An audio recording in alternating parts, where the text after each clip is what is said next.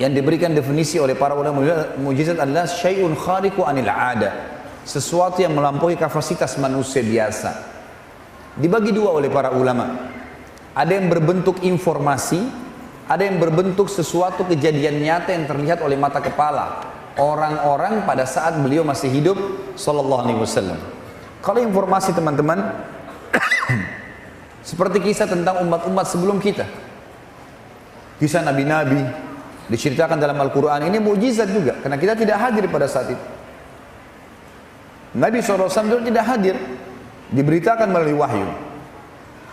Informasi tentang kejadian yang terjadi di zaman beliau dan informasi yang terjadi nanti di akhir zaman, seperti tanda-tanda hari kiamat yang satu persatu terbukti kebenarannya semua. Ini dalam bentuk informasi. Nanti akan saya berikan contohnya tentunya. Yang kedua teman-teman, sesuatu yang kelihatan dengan mata kepala, seperti pembelahan bulan dengan jari telunjuk beliau sallallahu alaihi wasallam yang mulia. Kemudian menurunkan hujan dan membubarkan awan sehingga hujannya berhenti. Penyembuhan penyakit yang mustahil sembuh di mata manusia. Dan segala macam hal yang akan kita paparkan nanti, yang akan kita buktikan ternyata memang mukjizat baginda Nabi SAW di atas mukjizat para nabi-nabi sebelumnya, sebagaimana beliau pemimpin para nabi-nabi dan rasul. Dan beliau mengatakan dalam sebuah hadis sahih, surga diharamkan untuk nabi-nabi sebelumku, sebelum aku masuk, dan diharamkan untuk umat-umat sebelum umatku masuk. Ini sebuah karunia yang luar biasa. Baik teman-teman sekalian, kita akan masuk sekarang ke informasi. Contoh, sebenarnya sudah cukup tadi saya bilang, informasi umat sebelum kita, informasi yang terjadi zaman Nabi SAW, informasi yang akan datang. Kita sudah bisa pahami kurang lebih seperti itulah.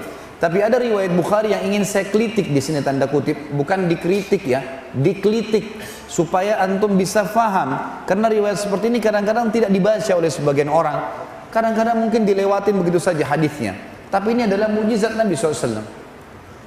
Misal contoh, kisah tentang informasi apa yang akan terjadi nanti, tapi di zaman Nabi SAW, dan terjadi langsung. Kisah disebutkan dalam Bukhari tentang persahabatan dua orang, satu muslim, satu kafir. Yang muslim ini sahabat Nabi yang mulia, Sa'ad bin Mu'adz radhiyallahu anhu. Sa'ad bin Mu'adz terkenal sekali dengan keimanannya.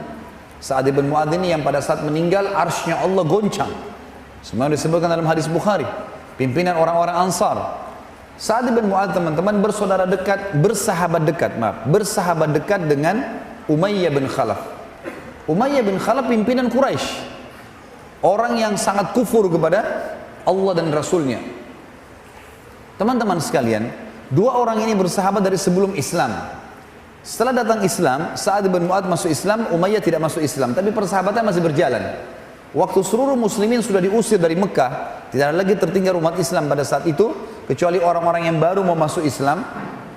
Maka yang terjadi teman-teman sekalian, Sa'ad bin Mu'adz mengadakan perjalanan perniagaan, kemudian melewati Mekah. Di pinggir gerbang Mekah, dia mengirim surat kepada Umayyah bin Khalaf di dalam, "Hai Umayyah, saya kebetulan lewat Mekah dan saya ingin menjadi tamu untuk di rumahmu. Apa kau menerimaku? Kau berikan jaminan?" Kata Umayyah, "Tentu saja." Dikirimlah surat, dikirimlah beberapa pasukannya. Umayyah ini punya 300 personel perang yang sering dipakai oleh Quraisy. Dia pimpinan. Setelah Abu Jahal, Umayyah bin Khalaf ini pimpinan Mekah. Kalau Abu Jahal itu adalah rajanya Mekah, maka Umayyah ini kayak wakil gitu. Yang terjadi teman-teman sekalian, disambutlah Sa'ad bin Mu'adz, kemudian masuk Mekah. Tidak ada yang berani ganggu karena ini tokoh Mekah yang menjaminnya. Pada saat tiba di rumah, kata Sa'ad, wahai Umayyah, saya ingin tawaf di Ka'bah, tapi saya tidak ingin tawaf sementara ada orang-orang kamu. Orang tawaf telanjang, orang bersiul, orang tepuk tangan, tawaf kemusyrikan. Saya ingin tahu tidak ada orang. Kata Umayyah, baiklah, nanti kalau malam hari sudah kosong saya akan panggil kamu. Umayyah pergilah, duduk sama teman-temannya di Darun Nadwa. Setelah kosong Mekah, Ka'bah, saya masukkan Ka'bah adalah, kalau kayak sekarang habis Isya, sudah kosong kalau di zaman dulu. Sekarang kan 24 jam, Masya Allah orang tawaf. Zaman dulu tidak. Maka yang terjadi setelah kosong, Umayyah pulang ke rumah, panggil Sa'ad. Hai Sa'ad, kau sudah kosong Ka'bah, mau tawaf saya temani. Begitu masuk di lingkaran tawaf, baru mau tawaf, tiba-tiba Abu Jahal datang. Tahu Abu Jahal ya? Fir'aunnya umat ini. Nabi SAW mengatakan Abu Jahal Fir'aunnya umat ini. Abu Jahal ini teman-teman julukannya dia di Mekah Abu Hakam. Abul Hakam. Hakam itu maksudnya bijaksana. Cerdas sekali orangnya. Sampai diangkat menjadi raja. Tapi kenapa Nabi kasih julukan Abu Jahal? Ini orang super goblok. Ya. Kenapa dikasih julukan seperti itu? Ada kisahnya. Abu Jahal ini setiap hari dia sama Abu Sufyan, sama satu lagi temannya, 3 orang ini selalu dengar Al-Quran di rumah Nabi diam-diam. Kalau malam hari, mereka pas sudah tiba waktu subuh, mereka pulang, ketemu 3 orang ini. Lalu saling bertanya, kenapa? Ngapain kau di sini? Habis dengar ayatnya, ayat Quran yang dibaca Muhammad, semua ngaku sama. Janjian, besok jangan diulangi lagi ya. Kalau orang-orang Mekah tahu, nanti mereka akan masuk Islam nih. Sepakat, besok malam 3-3-nya ulangi lagi. Karena berpikir temannya tidak akan kembali, saking penasarannya dengan Al-Quran. Subuh ketemu lagi, janjian lagi nggak ulangi. Hari ketiga terulang hal yang sama. Waktu sudah hari ketiga, maka salah seorang dari mereka berkata, sungguh kita ini bukan anak kecil. Ini kepala suku semua. Nggak mungkin kita datang mendengar kecuali sesuatu. Lalu dia tanya kepada Abu Sufyan, bagaimana pendapatmu hai Abu Sufyan? Dia bilang yang Muhammad baca, semuanya memiliki makna dan hikmah. Ada yang saya ngerti, ada yang saya tidak mengerti. Tapi kayaknya benar. Orang ini bilang juga, ya saya juga berkeyakinan begitu. Ayo kita tanya Abu Hakam. Abu Jahal waktu itu kebetulan pimpinan Mekah. Didatangilah. Begitu datang ke rumahnya mereka tanya, wahai Abu Hakam, kita bukan anak kecil, pimpinan suku. 3 hari betul-betul kita janjian. Aib bagi orang-orang suku Quraisy waktu itu kalau janji kemudian ingkari janji. Kita sudah ingkari 3 hari. Semua itu karena kita penasaran dengan apa yang dibaca oleh Muhammad. Kalau begitu, bagaimana pendapatmu tentang agamanya? Kata Abu Jahal kalimat yang luar biasa. Dia tundukkan kepalanya, lalu dia angkat kepalanya, lalu dia mengatakan apa? Saya tahu apa yang diucapkan oleh Muhammad benar. Benar. Kata Abu Sufyan, lalu kenapa kau tidak beriman? Kau raja kami, kalau kau beriman, kami semua beriman. Apa kata Abu Jahal? Ini teman-teman bahaya sekali. Fanatisme terhadap suku, terhadap harta, jabatan bisa menggelapkan matanya orang. Itulah terjadi pada Abu Jahal. Dia mengatakan apa? Sesungguhnya dari dulu sukunya Muhammad dengan sukuku bersaing. Kalau mereka memberikan makan minum jemaah haji, kami juga memberikan makan dan minum jemaah haji. Kalau sukunya membela Mekah, sukuku juga membela Mekah. Sehari mereka, sehari kami. Maksudnya sama-sama bersaing nih. Sekarang di sukunya Muhammad keluar nabi, sukuku nggak ada nabinya. Kalau saya beriman pada Muhammad berarti sukuku kalah. Demi Allah saya tidak mau beriman selamanya. Maka gara-gara kejadian itu kata Nabi SAW, gelarkan dia Abu Jahal. Dan dia pimpinan dan dia Fir'aunnya umat ini. Kalau zaman Nabi Musa SAW ada Fir'aun, maka ini Fir'aunnya umat ini. Abu Jahal teman-teman, Abu Jahal pada saat itu menemui Sa'ad bin Mu'adz. Kita kembali ke kisah kita dengan Umayyah bin Khalaf yang baru mau tawaf. Abu Jahal lalu tanya, waktu itu dia Raja Mekah, wahai Umayyah, siapa di sebelahmu ini? Kata Umayyah, ini Sa'ad bin Mu'adz, pimpinan suku Madinah. Abu Jahal waktu dengar langsung dia bilang, wahai Sa'ad, berani benar kau injakkan kakimu di Mekah, sementara kau tahu permusuhan kami dengan muslimin. Demi Allah kau tidak akan keluar dari Mekah selamat. Sa'ad bin Mu'adz adalah kepala suku, terkenal pemberani, dan beliau mati syahid pada saat terjadi perang Ahzab, dan beliau lah yang mengambil keputusan 700 pasukan perangnya Quraidah dibunuh semuanya. Pemberani yang luar biasa Sa'ad. Kata Sa'ad, wahai Abu Jahal, kau tidak akan bisa menyentuhku karena aku akan melawan. Kau mati atau aku mati. Kalaupun kau berhasil membunuhku, maka sukuku tidak akan membiarkanmu. Sukunya namanya Aus di Madinah. Karena Ansar dulu ada Aus dan Khazraj. Suku Aus. Sukuku Aus tidak akan membiarkanmu. Maka kata Abu Jahal, nggak masalah. Pokoknya saya tidak akan peduli. Saya tidak akan membiarkan kau keluar. Umayyah bin Khalaf bingung. Di depannya ada Sa'ad bin Mu'adz, sahabatnya tapi muslim. Di sebelahnya juga ada sahabatnya Abu Jahal, tapi kafir. Tiba-tiba dalam riwayat Bukhari dikatakan jiwanya condong kepada Abu Jahal. Dia mengatakan, wahai Sa'ad, jangan kau angkat suaramu di depan Abu Hakam, karena dia pemimpin lembah ini, dia raja kami. Sa'ad merasa tersinggung, bukannya dibela, dilindungi, malah dijatuhkan. Kata Sa'ad, wahai Umayyah, mulai sekarang hubungan kita putus, gak ada lagi persahabatan. Dan perlu kamu tahu, ini saksi bahasan. Perlu kamu tahu, Rasulullah SAW telah memberitakan kepada kami kalau kami akan membunuhmu. Ini informasinya. Jadi Umayyah bin Khalaf masih hidup, Nabi sudah bilang, wahai muslimin, kalian akan membunuh Umayyah bin Khalaf nanti. Umayyah bin Khalaf, teman-teman sekalian, mendengar informasi ini kepalanya orang-orang kafir di Mekah ya. Kaget, dia pucat, dalam riwayat ini dikatakan, kemudian dia berkata, dia tidak bilang, ah Muhammad bohong, itu enggak benar, enggak. Dia langsung bilang, demi Allah Muhammad enggak pernah dusta. Apakah diberitakan kepadamu di mana kalian akan membunuhku, di mana umat Islam akan membunuhku? Kata Sa'ad, tidak ada informasi. Tapi berita pasti kami akan membunuhmu. Umayyah bin Khalaf dalam kondisi bingung pada saat itu, berkecamuk di pikirannya, dia akan terbunuh. Dia meninggalkan Abu Jahal, meninggalkan Sa'ad bin Mu'adz. Salah satu sahabat yang nanti masuk Islam menceritakan yang melihat kejadian tersebut. Lalu dia pulang. Di tengah jalan dia mengulang-ulangi kalimat, demi Allah Muhammad gak pernah dusta, demi Allah Muhammad gak pernah dusta. Sampai tiba di rumahnya. Lalu dia bilang sama istrinya, wahai istriku, apa kau tahu apa yang Sa'ad bin Mu'adz katakan tentang aku? Kata istrinya, apa itu?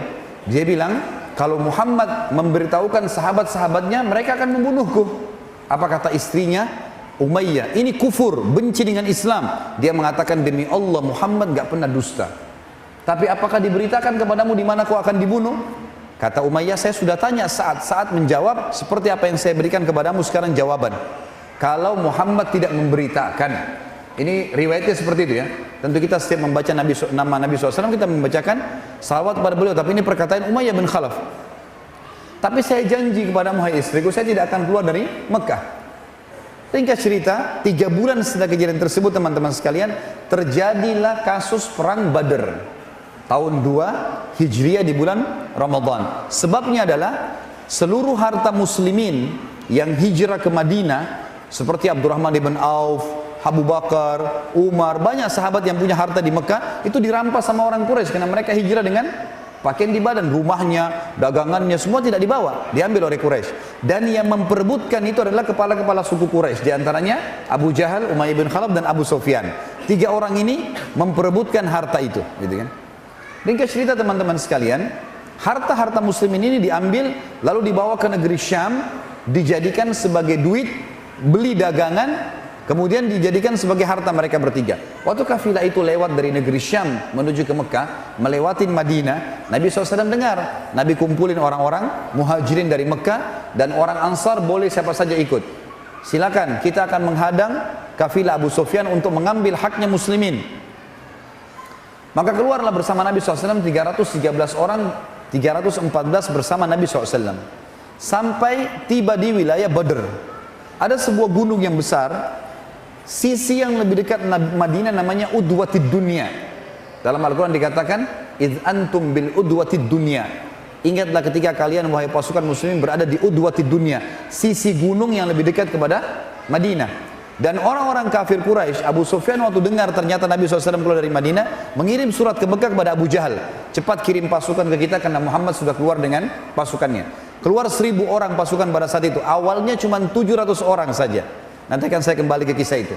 Tapi yang jelas ringkasnya, pasukan Quraisy berada di sisi gunung yang lain namanya Udwatil Quswa dalam Al-Quran. Dan 2 pasukan ini tidak saling janjian. Sementara kafilah Quraisy sudah selamat, Abu Sufyan sudah selamat. Yang saya ingin diberatkan saksi bahasan kita, pada saat pasukan Quraisy dimotivasi oleh Abu Jahal untuk keluar, maka semua anak-anak muda Quraisy, pasukan Quraisy berkumpul kecuali 300 orang.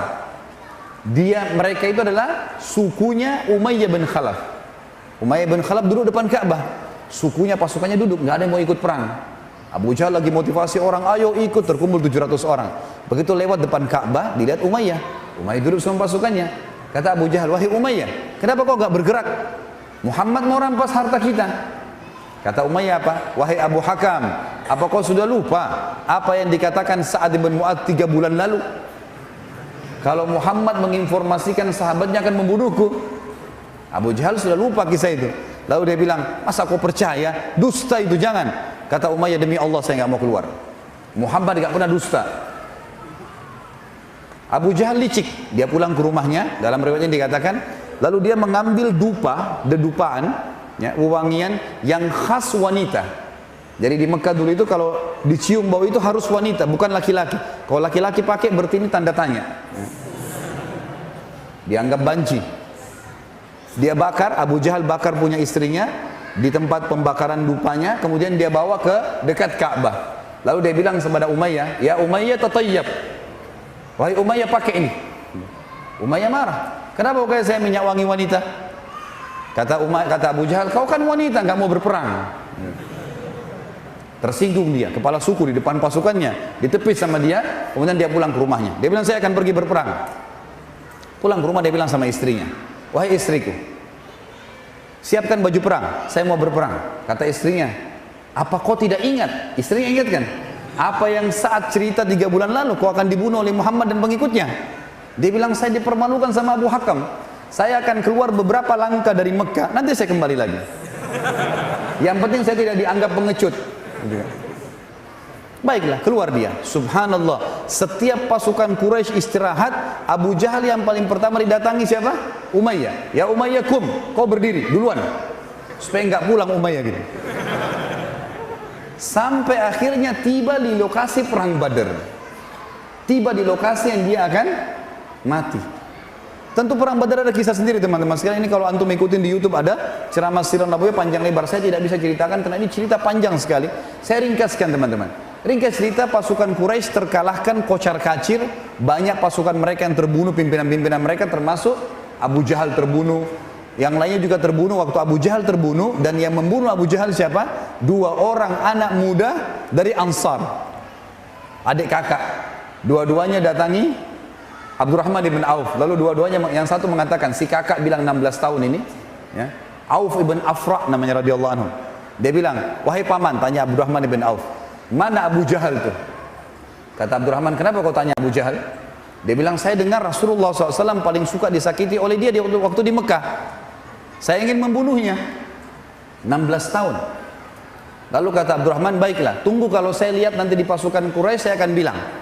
Kata Abdurrahman, "Datang di sebelah saya adiknya." Ini juga sama, anaknya Afra radhiyallahu anhu ajmain datang, kemudian dia mengatakan, "Paman, tanpa janjian sama kakaknya, mana Abu Jahal?" Kata Abdurrahman, "Kenapa kau tanya Abu Jahal?" Dia bilang, "Saya dengar dia paling banyak mengganggu Nabi SAW di Mekah. Saya ingin membunuhnya." Kata Abdurrahman, "Baiklah, nanti kalau saya lihat di pasukan kafir Quraisy saya akan bilang." Kata Abdurrahman, tiba-tiba Abu Jahal kelihatan di depan jauh. Dia duduk di atas kuda, semuanya besi, dari kepalanya sampai kaki kudanya. Kecuali matanya saja yang kelihatan, semua pakai besi. Dan dilindungi dengan 10 lingkaran pasukan. 1, 2, 3, 4, 5, sampai 10 lingkaran. Bagaimana caranya ditembus nih? Gitu kan? Kata Abdurrahman, lalu saya bilang, "Itu Abu Jahal." Dia bilang, begitu saya ucapkan itu Abu Jahal, 2 anak muda ini melecit, satu 16 tahun, satu 15 tahun, seperti anak panah yang lepas dari busurnya, berlumba, meloncati barisan yang 10 baris ke atas dari pundak, menebas sana sini sampai tiba di Abu Jahal.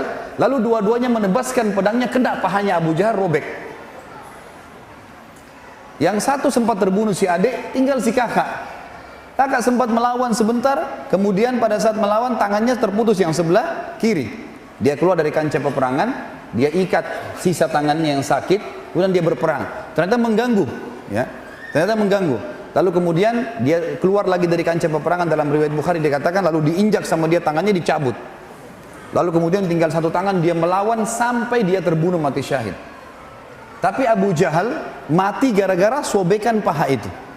Maka 2 anak inilah yang membunuh Abu Jahal. Ringkas cerita, waktu Abu Jahal mati teman-teman sekarang, kocar kacir pasukan Quraisy, gitu kan? Kocar kacir. Umayyah bin Khalaf ini yang jadi tokoh bahasan kita, orangnya gemuk sekali. Saking gemuknya waktu pasukan Quraisy melarikan diri, dia nggak bisa lari. Waktu dia lagi diam di tempat, bingung dia mau menyelamatkan diri seperti apa, karena badannya besar sekali. Dan perlu antum garis bawahi ya, Umayyah bin Khalaf ini adalah tuannya Bilal dulu di Mekah. Nah ini orang yang taruh batu panas di dadanya Bilal. Nah ini orangnya nih, gitu kan. Umayyah bin Khalaf lihat Abdurrahman ibn Auf lagi lewat. Abdurrahman ibn Auf ini waktu di Mekah dulu namanya Abduwud, namanya dia sebelum Islam.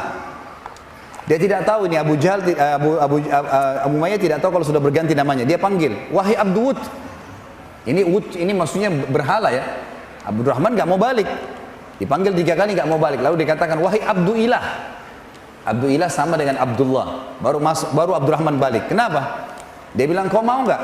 Saya kasih kamu ghanimah, harta rampasan perang, lebih baik daripada apa yang kau kumpulin. Waktu itu Abdurrahman lagi ngumpulin pedang, perisai, dibawa ke hadapan kemahnya Nabi SAW. Nanti Nabi SAW bagi rata. Yang menjadi hak milik seorang mujahid, kalau dia duel dengan seseorang, maka yang dia kalahkan jadi miliknya. Tapi kalau yang tergeletak di medan perang jadi ghanimah, dikumpul nanti pimpinan yang akan membagi rata. Kata Umayyah, saya bisa kasih kamu lebih baik daripada apa yang kau kumpul itu. Kata Abdurrahman, apa itu?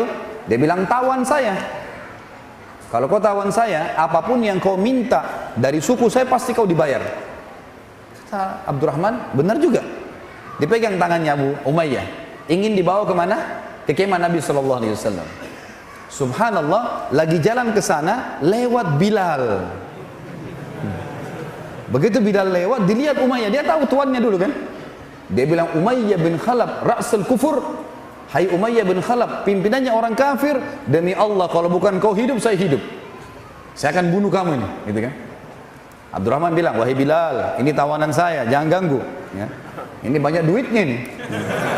Ghanimah, jangan diganggu. Kata Bilal, tidak bisa. Ini orang yang siksa saya dulu di Mekah. Ini orang kufur, dia keluar dari Mekah mau berperang, nggak mungkin. Abdurrahman coba menghalang. Setiap kali Bilal mau menebas, selalu dihalang oleh Abdurrahman. Bilal bingung, gimana caranya? Lewat 5 orang dari Ansar, sahabat-sahabat Nabi juga lagi ngumpul-ngumpulin pedang. Bilal teriak, hai saudara-saudaraku Ansar. Datang mereka. Tahu nggak dulu kisah di Mekah yang taruh batu panas di dada saya? Iya. Tahu nggak dulu yang begini dan begitu diceritain ya? Ini orangnya. Ini orangnya nih. Bunuh, ayo. Gitu. Maka 5 orang ini, wah ini musuh bebuyutan nih. Kelilingnya, Abdurrahman bilang, hai saudara-saudara Ansar, ini ghanimahku, jangan diganggu. Kata Bilal, dia yang kasih batu panas, dia yang begini, dimotivasi. Sampai akhirnya sahabat bilang, hai Abdurrahman menyingkir, nggak bisa, ini orang harus mati. Bilal saudara kita, nggak boleh. Ini orang sudah tertawan, sudah keluar dari Mekah perang, gitu kan?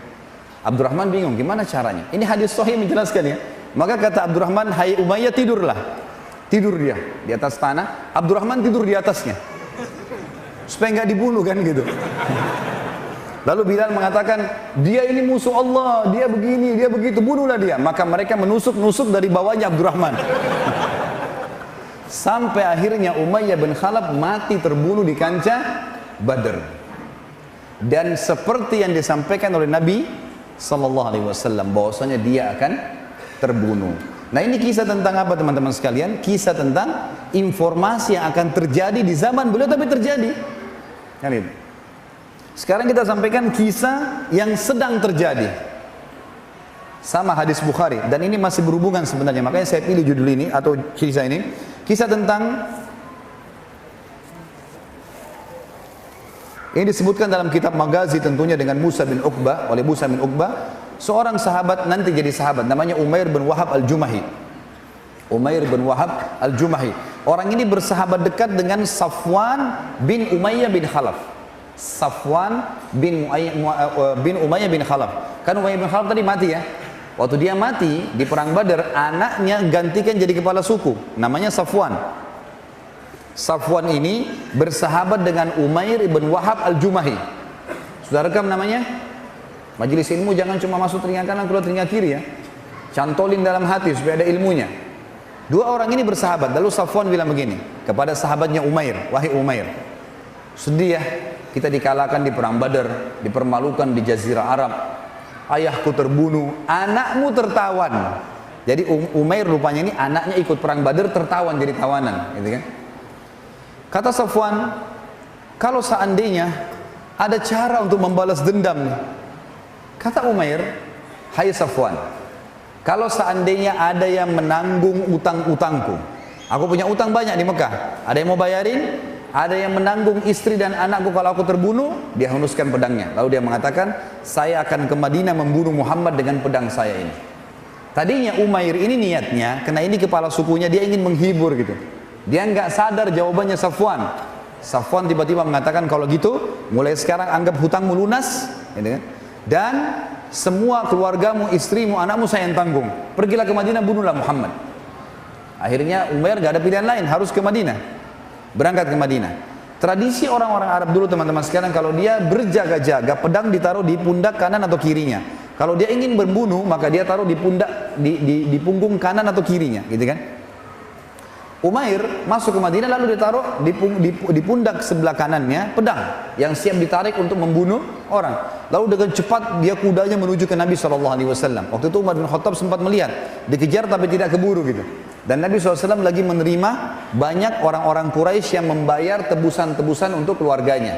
Karena keputusan Nabi SAW tawanan Badar boleh ditebus dengan atau oleh keluarganya dengan harta. Begitu Umair berada di depan Nabi SAW, maka Nabi SAW tiba-tiba menghadap ke dia.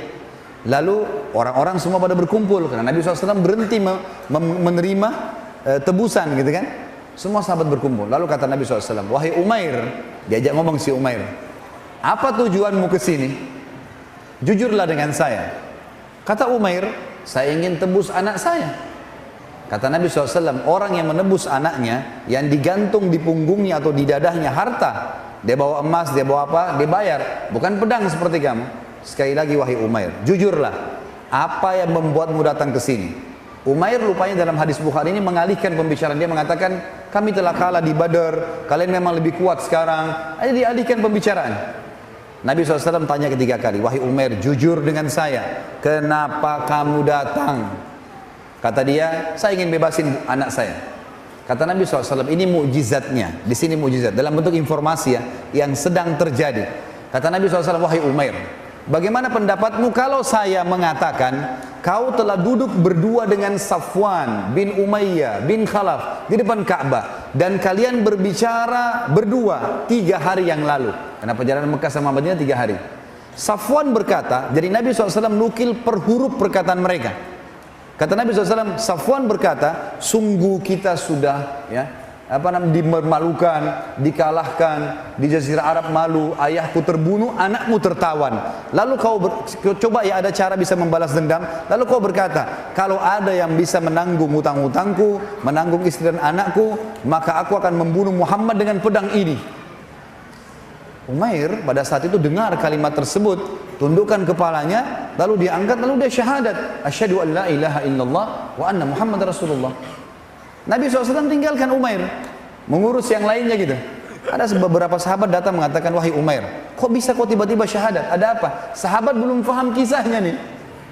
Kata Umair, demi Allah, apa yang diucapkan oleh Rasulullah SAW tadi per huruf itu, hanya saya sama Safwan yang tahu. Tidak ada satupun di Mekah yang tahu. Kok bisa dia nukil kepada saya secara letter-let apa yang saya bahasakan dengan Safwan? Nggak mungkin kecuali itu petunjuk dari Allah. Ringkas cerita itu adalah kejadian informasi yang sedang terjadi. Safwan di Mekah teman-teman sekalian, setiap ada orang dari Madinah datang habis tebus keluarga yang ditanya, ada berita apa? Oh kita kalah di Badar, saya sudah tahu. Ayahmu terbunuh, saya sudah tahu. Dia mau nunggu ini Umair bunuh Nabi nggak gitu. Maka tidak ada yang dapat informasi. Setelah 2 minggu dari waktu itu, tiba-tiba Umair masuk Mekah. Safwan tunggu. Safwan bilang, demi Allah wahai Umair, mukamu datang sekarang bukan seperti mukamu pada saat kau pergi. Maka kata Umair, hai Safwan, bertakwalah kepada Allah, asyhadu an la ilaha illallah wa anna Muhammad Rasulullah. Safwan langsung meninggalkan dia. Tapi ini informasi yang sedang terjadi. Ada juga kisah yang lain teman-teman sekalian, dan ini penutup di poin pertama tentang mukjizat informasi. Hadis Bukhari menjelaskan, pada saat baginda Nabi SAW menembus seluruh benteng Yahudi di Khaybar, orang-orang Yahudi sudah mengalah semuanya, ya.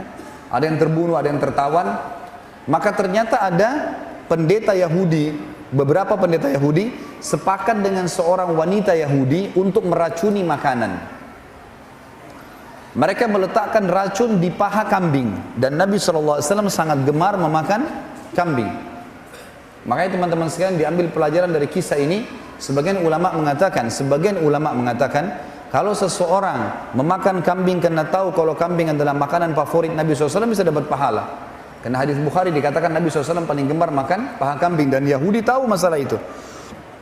Juga kita tahu ada ada akikah dalam Islam. Kalau anak laki-laki lahir, mau orang bule, mau orang Arab, mau orang Melayu, mau orang hitam dari Afrika, kalau laki-laki 2 ekor kambing, perempuan 1 ekor kambing, tidak bisa diganti hewan lain. Dan sunnahnya kita makan sebagian. Ada Idul Adha, Walaupun bisa sapi sama unta tetap lebih afdal kambing. Orang-orang Yahudi meletakkan nampan diisi dengan tharid.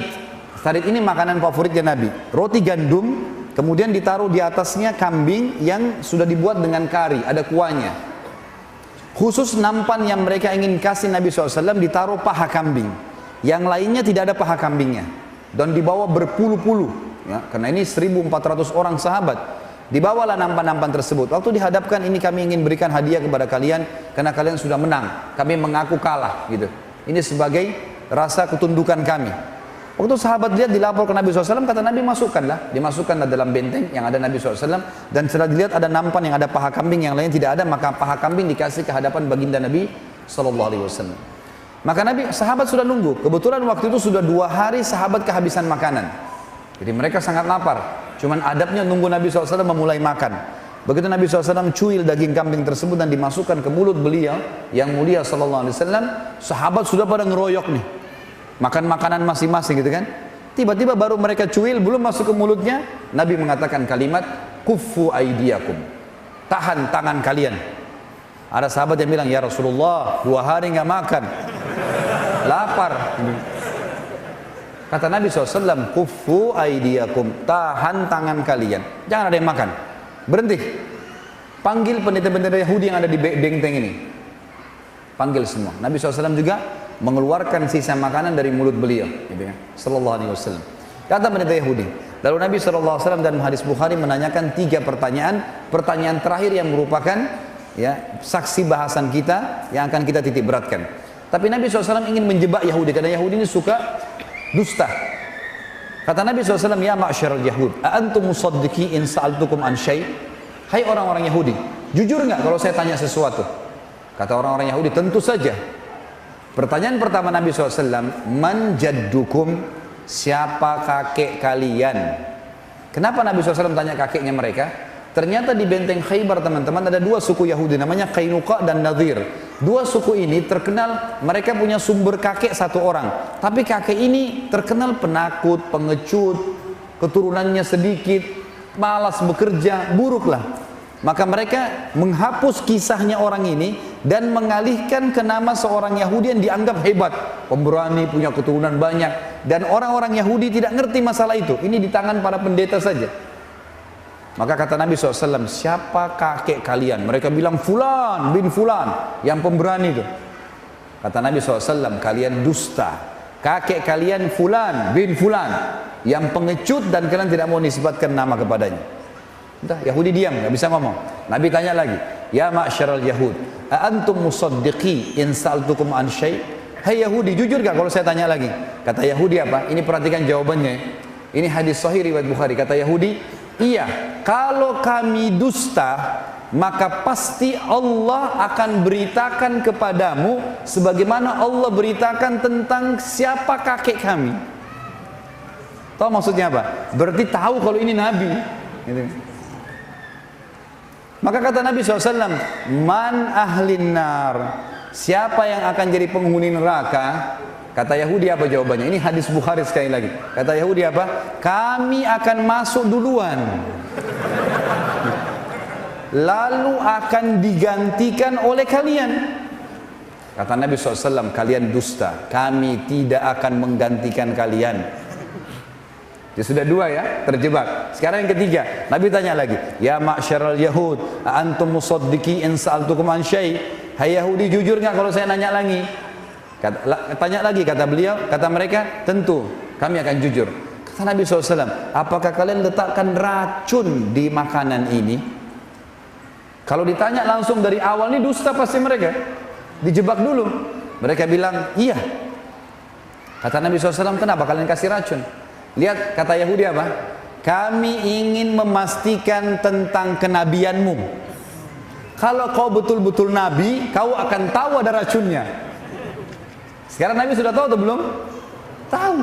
Buktinya Nabi berhenti makan kan?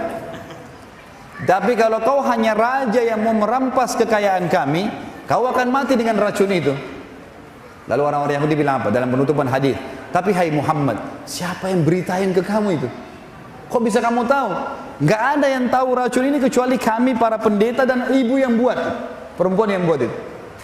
Kata Nabi SAW sambil mengangkat paha kambing itu, akhbarani hadzal dhira, yang telah menginformasikan kepada saya tentang racun itu, paha ini, paha yang sudah dimasak, ngomong kepada Nabi SAW mengatakan, saya diracuni wahai Rasulullah. Paha kambing, gak masuk di akal, tapi itu mukjizat. Cuma ini